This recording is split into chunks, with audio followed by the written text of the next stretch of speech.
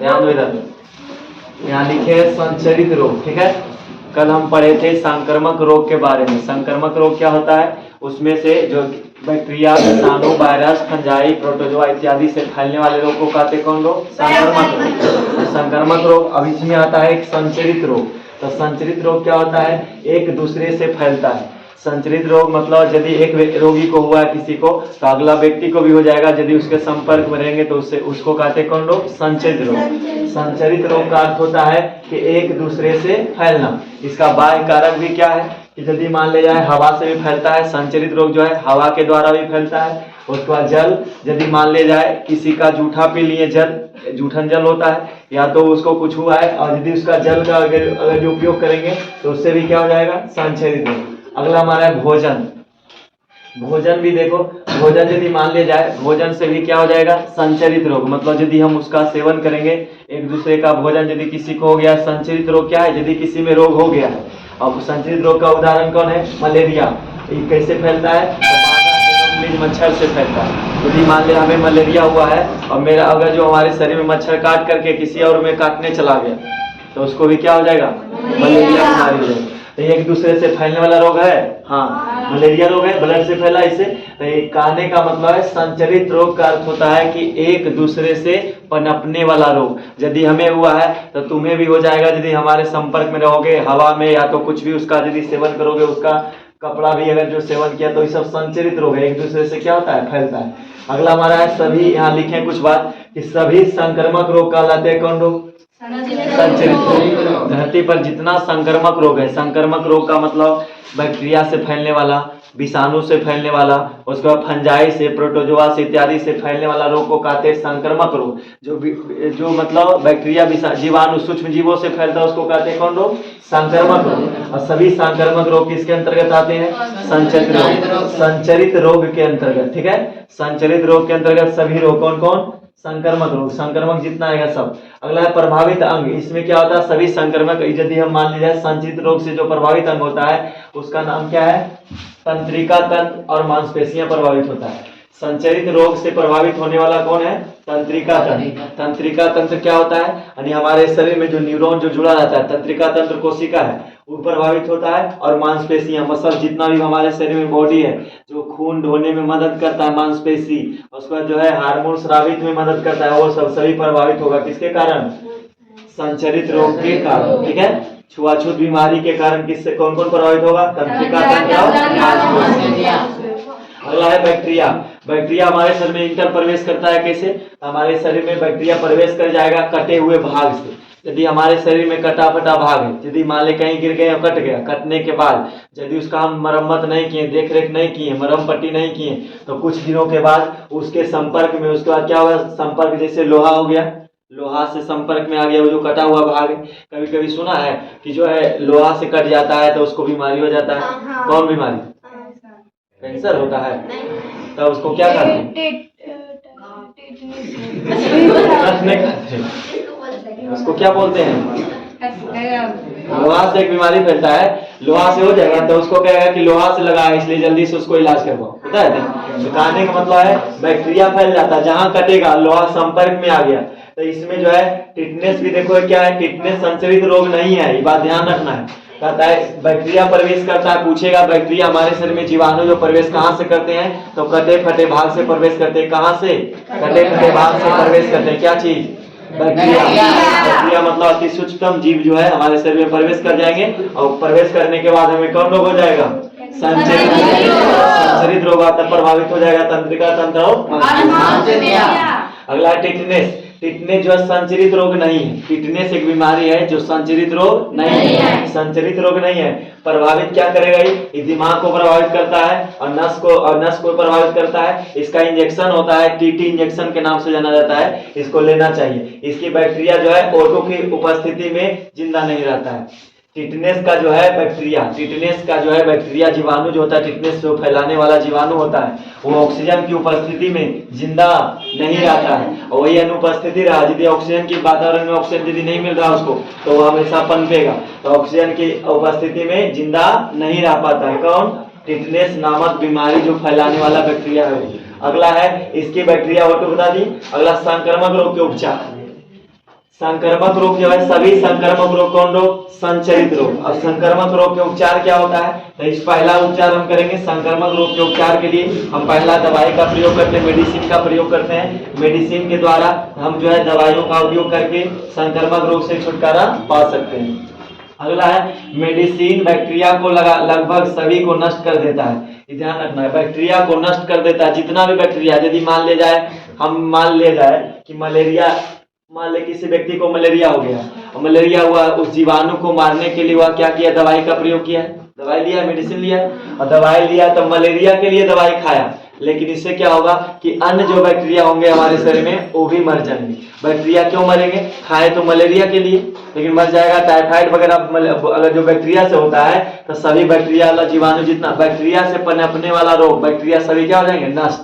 यदि हम दवाई खा लिए तब, तो मेडिसिन बैक्टीरियाओं को लगातार लगभग सभी को नष्ट कर देते हैं। मतलब जितने भी हमारे शरीर में बैक्टीरिया होंगे, यदि दवाई खा लिए तो सब बैक्टीरिया को क्या कर देगा? नष्ट कर देगा। उसका मेन कारण क्या है कि इसका समानता एक जैसा होता है। सभी बैक्टीरिया लगभग एक जैसा होते हैं, उनका गुण भी एक जैसा होता है, जैव प्रक्रियाएं भी एक जैसा होती है। जैव प्रक्रिया मतलब उनका जो जीवन जो है, जीवन यापन, यानी जिंदगी जो उसका जो बनता है, जीवन जो उसका जो उत्पन्न होता है।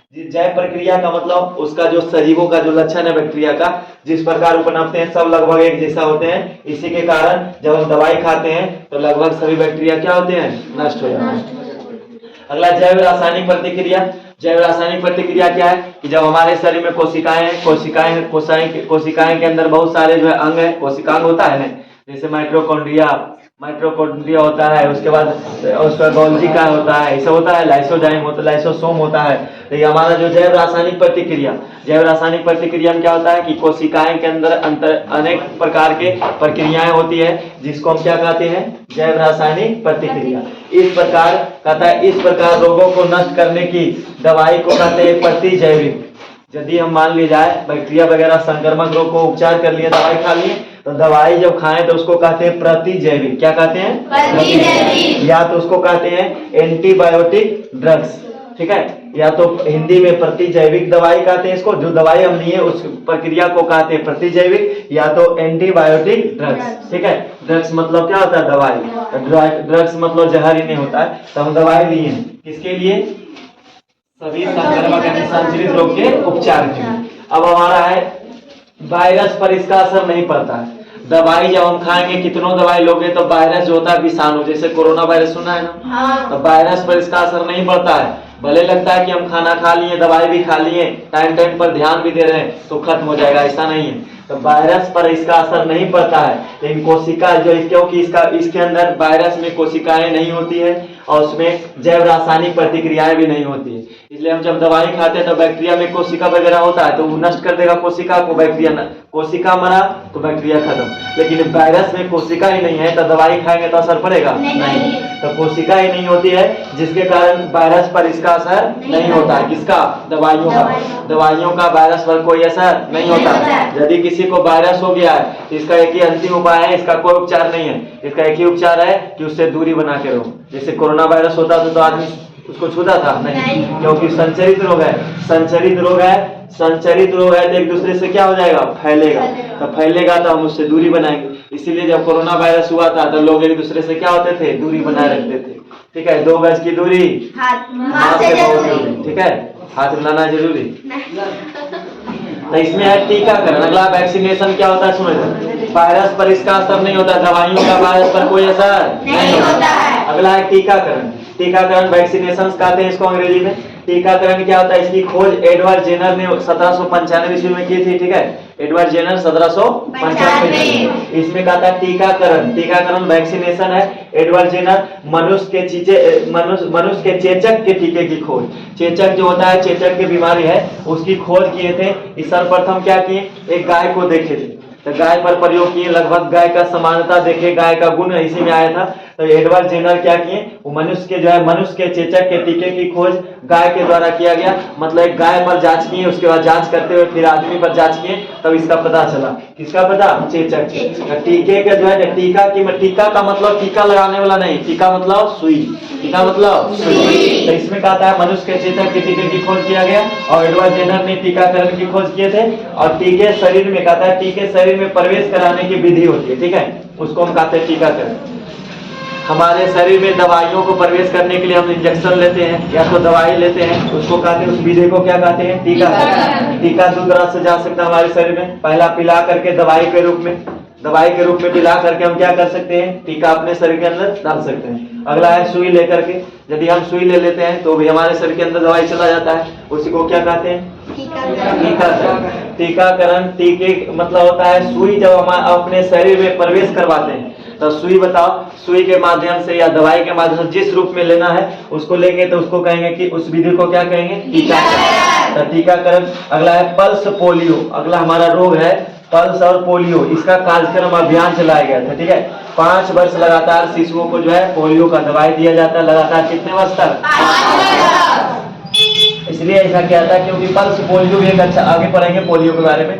पोलियो एक बीमारी है, इसके बारे में क्या है? पल्स पोलियो कार्यक्रम चलाया गया भारत में लगातार, इसका जो विगत वर्षों से भी जारी है, अभी भी चल रहा है। 5 वर्ष लगातार शिशुओं को क्या दिया जाता है? पोलियो का दवाई दिया जाता है और पिलाने के लिए भी आता है। जब छोटा होगा तुम सब याद करो कि छोटा था तो जो कोई आता था पिलाने के लिए उंगली को रंग देते तो पीने में अच्छा लगता है। सब आदमी चाहता है कि आपको पिला दे, लेकिन एक बार पिलाएगा फिर आएगा तो फिर खोलने बोलेगा छोटा छोटा बच्चा को, और उसको पैसा भी मिलता है, सब अपना सरकार द्वारा ये सब कार्यक्रम चलाया जाता है, ताकि इससे क्या होगा कि पोलियो का कोई विद्यार्थी नहीं, कोई बच्चा शिकार।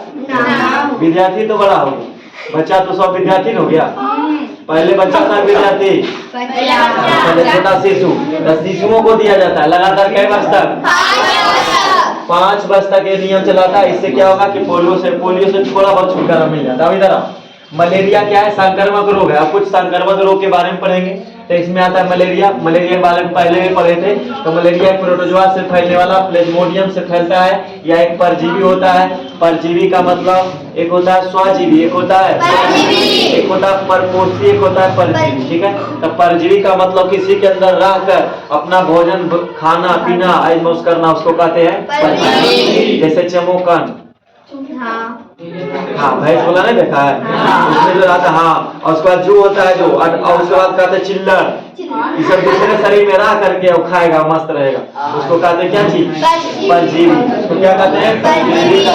अब ध्यान दे रहा कहता है इसमें जो है मलेरिया जब होगा हमारे शरीर में, जब हमारे शरीर में मलेरिया होता है तो यकृत को प्रभावित करता है। ध्यान रखिएगा, इसमें आरबीसी की मात्रा कम जाती है।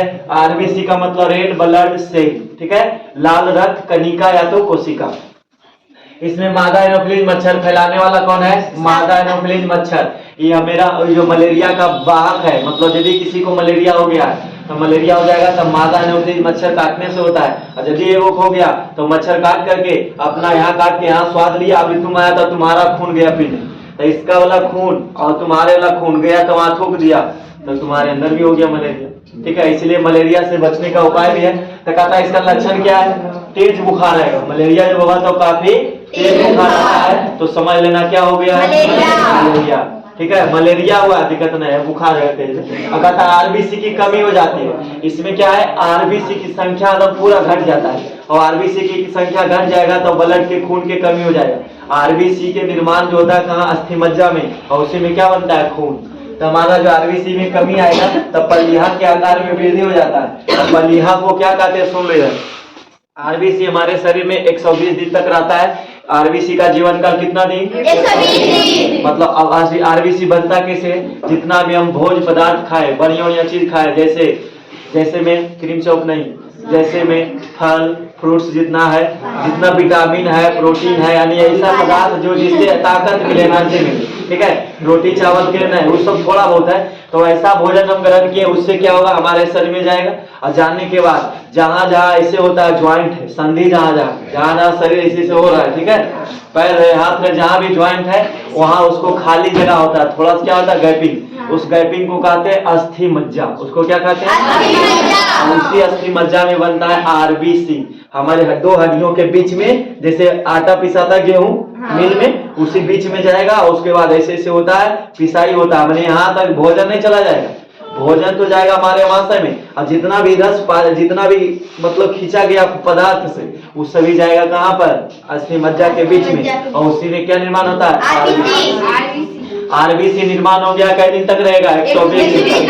यदि आज मान लिया 19 तारीख है, तो आज यदि आरबीसी का निर्माण हो गया है तो कई दिन तक रहेगा, 120 दिन तक। 19 तारीख में है, हाँ, तो 120 दिन जोड़ लो, उतना दिन तक रहेगा। उसके बाद उसको मौत आता है, मृत्यु। आरबीसी मरना चाहता है, जैसे आदमी आत्महत्या करता है, बहुत आदमी जीना नहीं चाहता है, जी रहा है, की करे, आदमी मरना भी नहीं चाहता और जीना भी नहीं चाहता है, अब की कर सकता है, ठीक है, बीच में वो कोई उपाय भी नहीं, ठीक है।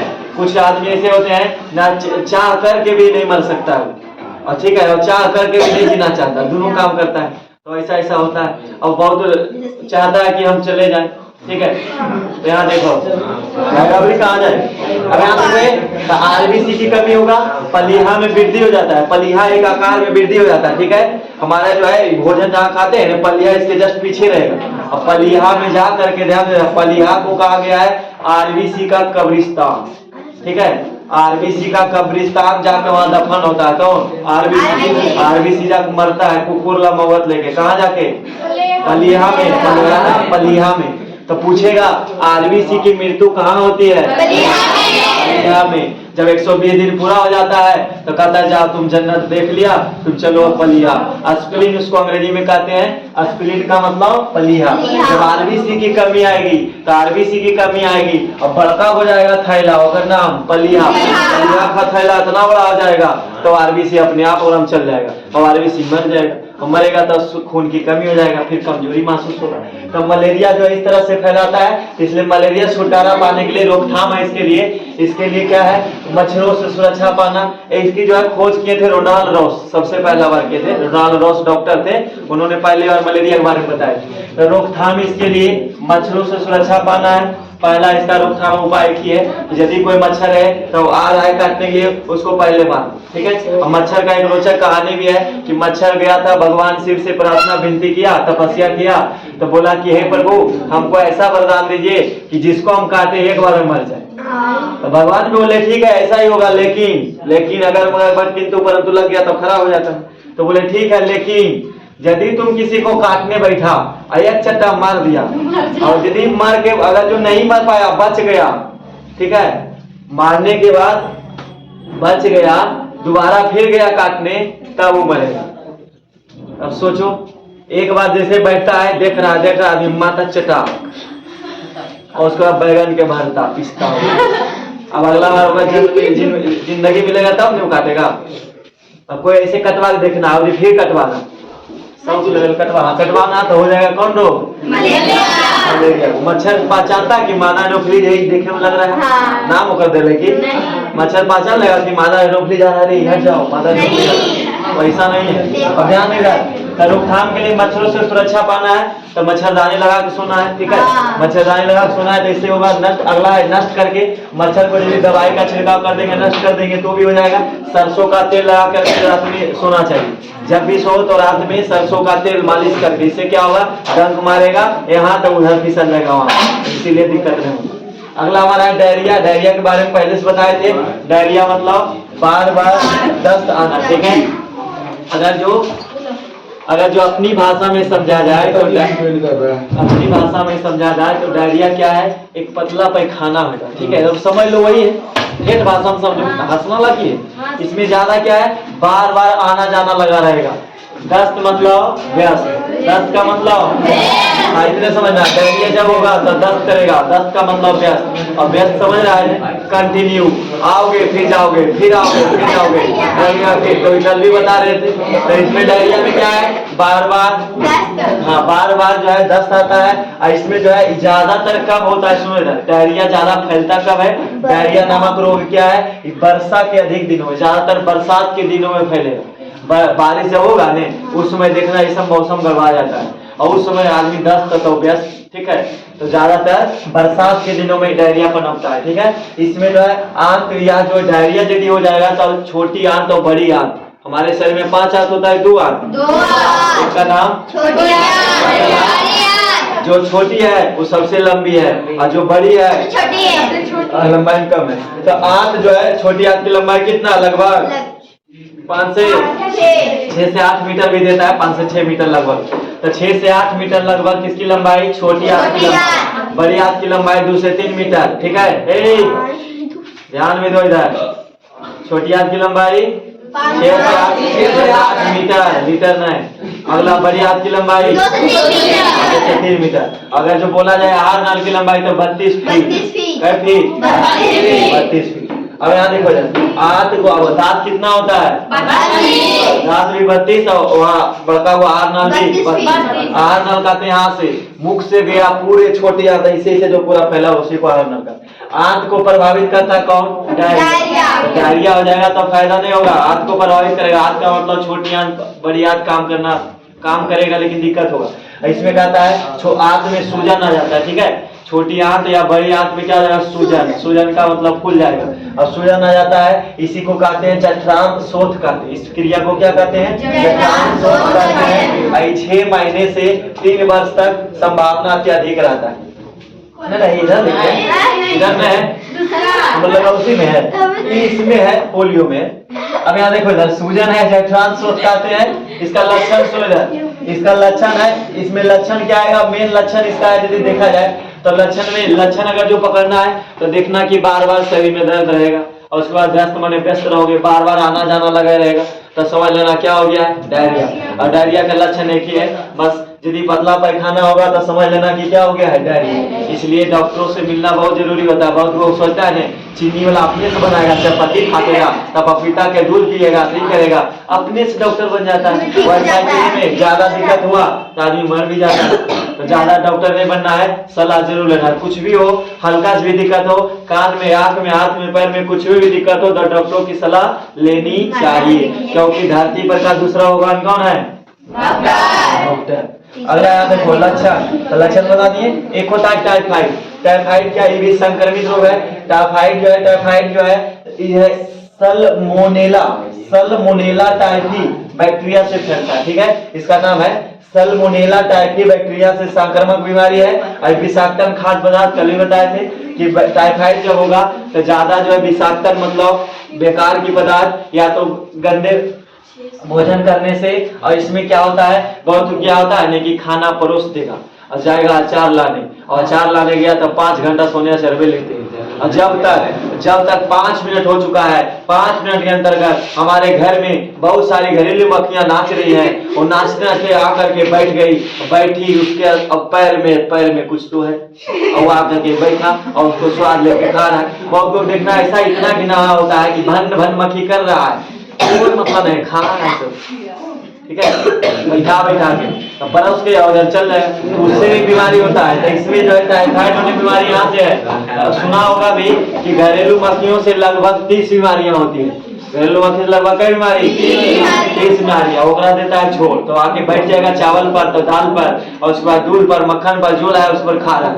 तो मक्खी जिस पर लगा रहे ज्यादा, सुने ना, ठेला उला पर देखना झिल्ली बेचता है, जहाँ ज्यादा मक्खी वाला रहे वहाँ खाना नहीं है, क्योंकि बीमारी फैलेगा टाइफाइड। अब बहुत को देखेगा क्या होगा, मतलब आदमी गिरा रहता है, ओकरा खा जाती है कुछ, पहले ऐसे फूंक देगा, फूंक कर दिया, उड़ गया, खा लिया, तो दिक्कत होगा। यहाँ देखो टाइफाइड जो है मक्खी से भी फैलता है, या जो 10 से 13 दिन तक, सुने दरे लगभग 10 से 13 दिनों तक देखने को मिलता है टाइफाइड। टाइफाइड मियादी बुखार है। इसमें क्या है, यदि ज्यादा मान ले जाए विषाक्त भोजन करेंगे और मक्खी का प्रभाव पड़ता है, 10 से 13 दिन तक रहता है, उसके बाद नॉर्मली ठीक हो जाता है। लेकिन इससे ज्यादा हो गया तो आदमी मृत्यु भी हो जाती है। टाइफाइड भी एक मतलब जानलेवा कब हो जाता है, जब इसका सुचारू ढंग से उपचार नहीं करवाएंगे, डॉक्टरों से सलाह नहीं लेंगे तो अंतिम जाओगे। अगला है 3 ईयर्स तक, ठीक है।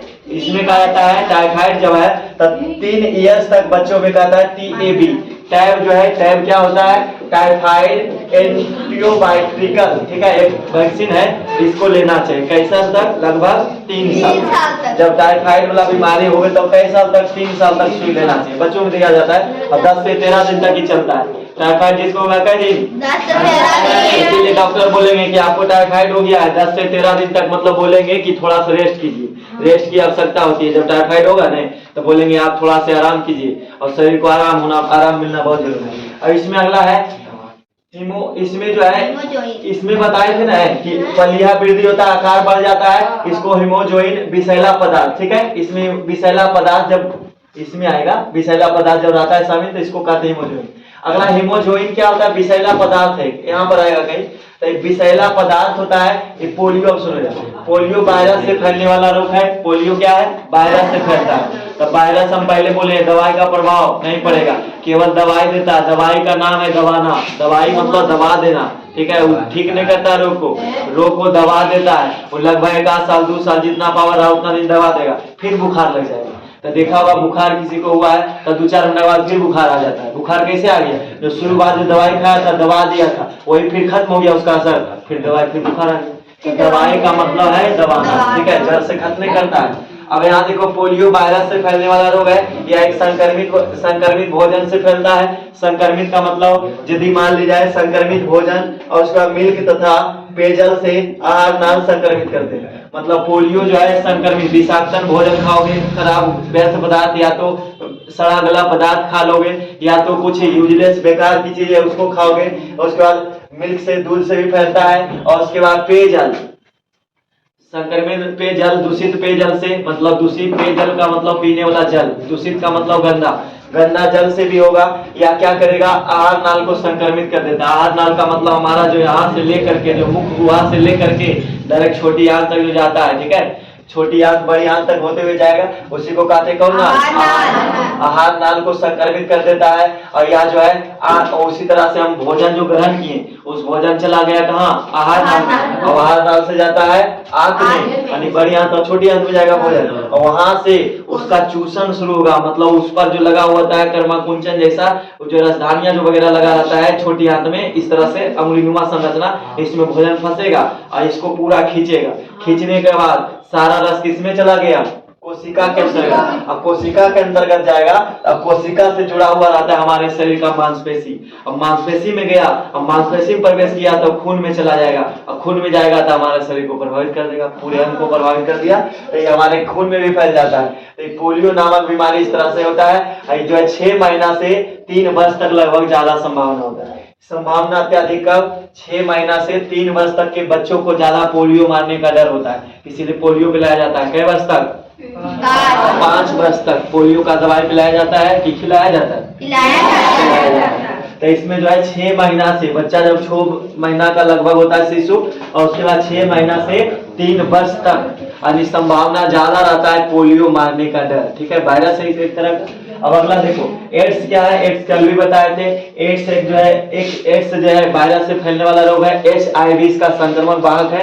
HIV ह्यूमन इम्यूनो वायरस उसको कहते हैं, उसी से फैलता है। एड्स क्या है? इसमें एड्स जब होगा किसी को तो एड्स क्या सुनना, तो इस एड्स जो होगा, तो एड्स जो है जब हो जाएगा किसी व्यक्ति को एड्स, तो रोग निरोधक क्षमता को छीन कर देता है। रोग निरोधक क्षमता का मतलब जो रोग हम लड़ पाएंगे, जैसे हम हल्का से कुछ भी हुआ तो असर दिखाएगा, सर्दी हो जाएगा, जुकाम, जाड़ा, गर्मी सब असर करेगा, शरीर पर प्रभाव पड़ता है। जिसको एड्स हो जाता है उसका शरीर बहुत कमजोर हो जाता है। अब कमजोर हो जाने के कारण रोग निरोधक क्षमता घट जाती है। रोग निरोधक क्षमता का मतलब जो WBC की मात्रा है, जो हम लड़ पाते हैं, यानी प्रतिरोधक क्षमता होता है, कम जाता है, जिसके कारण हम बार बार क्या होते हैं? बीमार पड़ते हैं। अगला है अनेक रोगों का शिकार हो जाते हैं। यदि एड्स हो जाएगा तो एक रोग नहीं होगा, अनेक रोग आएगा, 1000 रोग पकड़ सकता है, क्योंकि इसमें रोग निरोधक क्षमता कम गया, तो जो आया वही प्रभाव किया। जैसे हम मान ले कमजोर है, एक लपड़ मार के गया, कोई आया वो मार के चल गया, कोई वो भी आया एक लपड़ वो मार के चल गया, सब मार के चल जाएगा। कब? जब कमजोर हो जाओगे तब। तो एड्स नामक बीमारी वही है, जिसको एड्स हो जाता है तो सब आता है, क्या हुआ क्या हुआ, एक लपड़ मार के चल गया, मतलब वो भी अपना प्रभाव दिखा के चल गया। बुखार लगेगा, सर्दी होगा, सभी बीमारी तुम में हो जाएगा जब एड्स हो जाता है। तब आगे पढ़ेंगे एड्स कैसे फैलता है। कहता है लक्षण, शरीर घटते जाता है। यदि एड्स हो जाएगा तो शरीर का वजन दिन पर दिन क्या हो जाएगा? घट जाता है, और घटने जाता है, और उसके बाद बीच बीच में बीमार होते रहोगे हमेशा, बीच बीच में। अभी की जिससे अब एड्स वाला लक्षण है वहां देखना, ऐसे नहीं बार बार बीमार हो रहे तो एड्स हो गया। तो एड्स जो है बीच में बीमार होते जाता है एड्स वाला रोगी। और एड्स के रोगी जो होते हैं बराबर थकावट महसूस करते हैं। जिसको एड्स हो जाएगा वो हमेशा क्या महसूस करेगा? थकान। अगला है बोलचाल में कष्ट होगा, वो जब बोलेगा तो उसकी बोली बाहर आएगा नहीं, थोड़ा ढंग से नहीं लगेगा तो बोलचाल में कष्ट होता है और उससे अनुभव होता है और स्मरण शक्ति कम जाता है। जिसको एड्स हो जाएगा उसकी स्मरण शक्ति घट जाती है, मतलब सोचने की क्षमता, कुछ रखोगे वहां तब भूल जाओगे, ध्यान नहीं रहेगा, इसको कहते हैं स्मरण शक्ति कम जाना। कुछ याद करोगे जैसे यूरोप में राष्ट्रवाद तो याद ही नहीं होगा 5 महीना तक, ठीक है, और उसके बाद रोकथाम मतलब बारे में सुनेंगे, एडवर्ड जेनर किया था ये भी नहीं याद रहेगा, तो उसका स्मरण शक्ति क्या हुआ, घट गया। मेमोरी पावर जो है उसका जो है सामंजन क्षमता, सोचने की क्षमता, तर्क शक्ति सब क्या हो जाता है, घट जाता है। किस रोग में, एड्स के रोगी में। अब एड्स कैसे फैलता है, तो ये एड्स का लक्षण है, ध्यान देना, एड्स का बीमारी है अनैतिक यौन संबंध। अनैतिक यौन संबंध का मतलब होता है या तो संभोग की क्रिया, यदि मान ले जाए किसी, हम पहले भी बताए थे शहरों और विदेशों में ज्यादातर ये सब फैलता है। तो एड्स जो है अनैतिक यौन संबंध, मतलब किसी, हम बताए थे एक राजा के 10 रानी, अब पहले होता था, अब एक रानी के 10 राजा, तो एक रानी के 10 राजा, तो लंबा लंबा कहानी आएगा, एड्स हो जाएगा। तो एड्स होने का संभावना यही से होता है, अनैतिक यौन संबंध के कारण भी एड्स हो जाते हैं। अगला जो है रुधिर आधान द्वारा। रुधिर आधान क्या होता है कि जब हम मान लीजिए यदि किसी कोई रोगी एड्स का है, एड्स का शिकार है, यदि एड्स का कोई रोगी शिकार है, तो एड्स का शिकार यदि है तो इसमें क्या, रुधिर आधान द्वारा, यदि मान ले जाए कोई रोगी रुधिर एड्स का शिकार है और यदि उसका खून हम लिए, यदि A plus group, blood group A है पॉजिटिव, अब मेरा भी ए प्लस है पॉजिटिव है, और यदि उसका खून हम अपने अंदर लिए ले, या तो उसको सुई लगा और उसी के सुई से तुमको भी लगा दिया, दवाई दिया, तो ये क्या हो जाएगा, एड्स हो जाएगा। इसीलिए डॉक्टरों की सलाह लेना चाहिए। बहुत कोई डॉक्टर ऐसे होते हैं, इतना मक्खी चूस डॉक्टर, ऐसे करेगा 2 बार तोरे भोग के फिर अगला रखेगा, तो ध्यान रखना ये सब बात। कितनों जल से धो देता है, लेकिन उससे दूरी बनाना। जब सुई की बात रहे तो नया नया नीडल का प्रयोग, नया नया सुई का प्रयोग करना है, ठीक है। इन्हें की बस अगला मार दिया तो रख ले रहेगा, एक वैसे करेंगे, फिर ऐसे करता है, तो उस समय बोलना है 5-10 रुपए के चक्कर में बड़ा सा बीमारी पकड़ेगा और रोगी के शिकार होगा, अच्छा होगा। तो रोग के शिकार होना बचना है, तो इस सबसे ध्यान रखना, रुधिर आधान द्वारा। इसीलिए जब दवाई वाई देता है नहीं तो डॉक्टर लोग क्या करते हैं, उस नीडल को सुई देते हैं, उसको मोड़ के फिर रख देते हैं, दूसरा रख देते हैं, ऐसा होता है, देखा है कभी अस्पताल में आता है दवाई देने, तब तो अलग अलग नीडल रहेगा, जितना विद्यार्थी उतना सुई पड़ता है, उतना इंजेक्शन, उतना नीडल का प्रयोग, देखा है कभी, देखते क्या है? तुम सब एक प्रकार का रोगी है, ठीक है, तुम सब एक प्रकार का रोगी है। कैसे कि जिस चीज में जाओ वही चीज नहीं जानता है, ओकरा बता तो नहीं समझ आ रहा है, जिस चीज को बताते हैं उसी चीज में नहीं आता है, ठीक है। चलो इतना था स्वास्थ्य एवं रोग के बारे में। आज जो है चैप्टर खत्म हो गया है और अगला चैप्टर चलेगा अगला दिन, और अगला फिर चलेंगे। अब आज सुने रहे, अब एक बात सुन लो, जाते जाते हम कुछ बात बोलते हैं, कहता है ये दुनिया मतलबी है मेरे भाई, ठीक है, ये दुनिया बाबा नहीं करो, चुपचाप सुनोगा, ये दुनिया मतलबी है तुझे, ठीक है, ये दुनिया मतलबी है भाई तुझे कदम कदम पर टोकेगी, ठीक है, ये दुनिया मतलबी है भाई तुझे कदम कदम पर टोकेगी, खुद से कुछ होगा नहीं, ठीक है, उससे खुद से कुछ होगा नहीं, लेकिन तुझे करने से रोकेगी, ठीक है।